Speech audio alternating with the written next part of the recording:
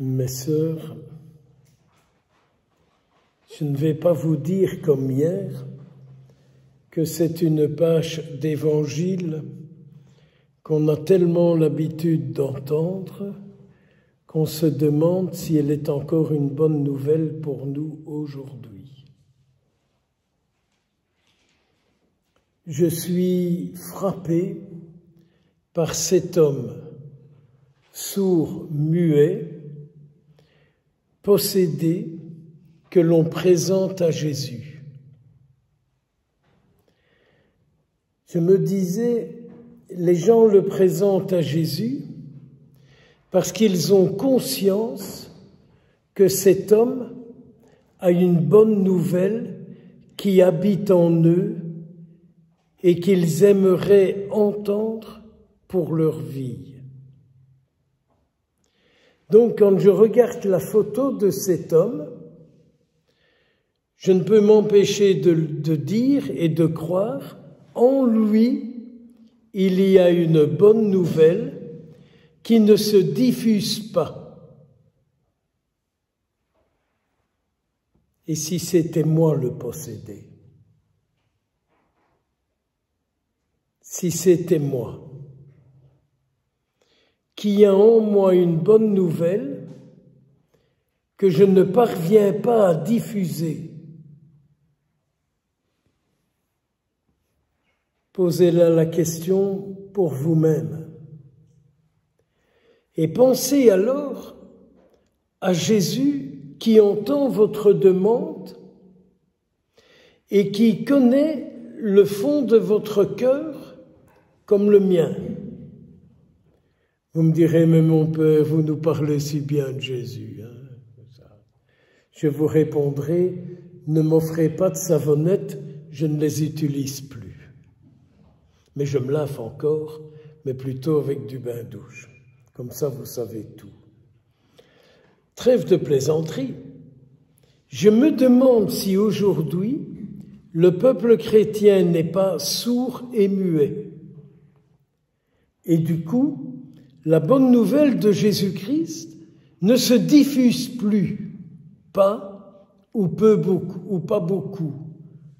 Je sais qu'il y a toujours quelqu'un qui va me dire, vous savez, mon père, dans ma paroisse, il y a ça, il y a ça, il y a ça. Et puis dans tel groupement, il y a ça, il y a ça. Je connais toutes ces petites savonnettes qu'on diffuse. Mais j'aimerais une grande diffusion. Et je prie le Seigneur pour qu'il délie aujourd'hui tous les croyants, tous ces hommes, toutes ces femmes qui se disent, mais quand même, si Jésus revenait, si Jésus parlait, si Jésus était là, c'est vous, c'est moi et encore beaucoup de monde qui est dans cet état. Qu'allons-nous faire? Demander à Jésus qu'il vienne se délivrer en nous. Que Jésus vienne se délivrer en nous.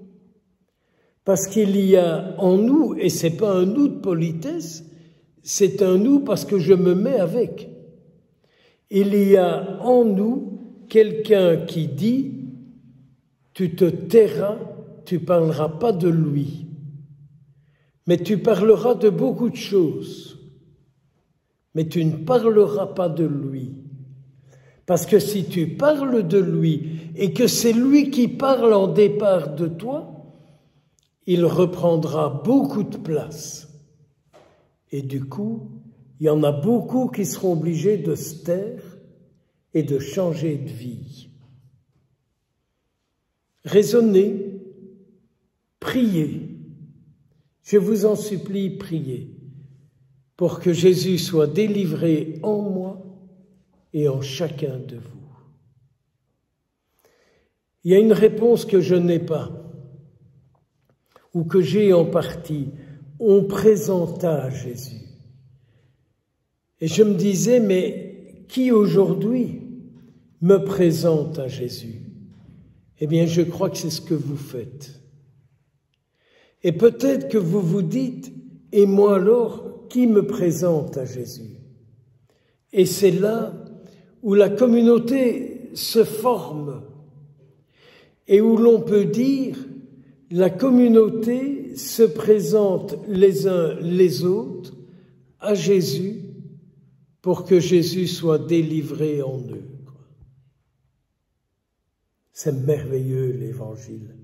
Chaque fois qu'on l'entend, chaque fois qu'on le médite, c'est une bonne nouvelle qui vient et qui donne envie de vivre sa vie avec le Christ. Alors c'est sûr que les antichrists sont là. Qu'est-ce qu'ils racontent? Qu'est-ce qu'ils croient? Mais qu'est-ce qu'ils croient? Mais qu'est-ce qu'ils racontent? On a déjà entendu ça, on sait ça. Attention aux voix de l'antichrist en nous. On sait, on a déjà entendu, on a travaillé ce texte. J'étais à une session, blablabla. Attention à ces voix intérieures que nous pouvons écouter, mais qui ne sont pas liées à l'Esprit Saint. Vous avez des voix intérieures qui sont liées à l'Esprit Saint, et moi aussi. Et nous avons des voix intérieures qui ne sont pas liées à l'Esprit Saint. Comme on entend souvent dire aux paroisses, quand quelqu'un propose quelque chose, « Oui, mais ce que vous dites, on l'a déjà fait. Oui, mais on a déjà essayé. Ça ne sert à rien. » Voyez ces voix auxquelles nous obéissons et qui ne sont pas branchées sur l'Esprit Saint. La retraite, c'est bien ça. Un temps où l'on repère les branchements sur l'Esprit Saint et les branchements sur les autres esprits. Et oui, nous sommes débranchés, mais débranchés sur Dieu et sur son Esprit. Partout où Jésus passait, il guérissait toutes les maladies, toutes les infirmités. Mais Jésus était triste. Jésus était triste. Jésus ne pouvait s'empêcher de faire, d'agir là où il était. Mais notre Seigneur Jésus aussi a le souci que ce qu'il dit, que ce qu'il fait puisse se réaliser dans le monde entier, quoi. Et c'est alors qu'il dit à ceux qui l'écoutent. Car Jésus sait bien qu'il n'est pas écouté de tout le monde. Et que c'est pas parce qu'on l'écoute qu'on tient compte de ce qu'il dit. Alors Jésus aussi, il voit clair et il sait qui écoute et qui tient compte de ce qu'il dit. La moisson est terrible, mais les ouvriers sont peu nombreux. Priez le Maître d'envoyer des ouvriers à sa moisson. Ne sommes-nous pas, vous et moi, les ouvriers du Seigneur? Chacun, selon notre grâce propre, selon la santé qui est la nôtre, selon les moyens qui sont les nôtres. Nous sommes les ouvriers du Seigneur. Mais n'oublions pas que par nos vies, on suscite le désir de devenir un ouvrier pour le Christ.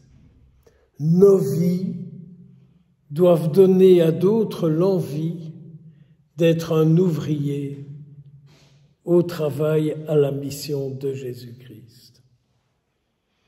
Je termine sur « Seigneur, que ma vie soit nettoyée de tout ce qui empêche d'autres en m'écoutant, en me regardant, en me voyant vivre. Nettoie-moi de tout cela, afin que d'autres aient envie, eux aussi, de te servir et de travailler à ta mission. » Mes sœurs, cette prière, je la fais pour moi, je la fais pour vous, qu'elle soit faite les uns pour les autres. Que notre prière soit agréable au Seigneur, qu'il la bénisse et qu'il la rende féconde. Amen.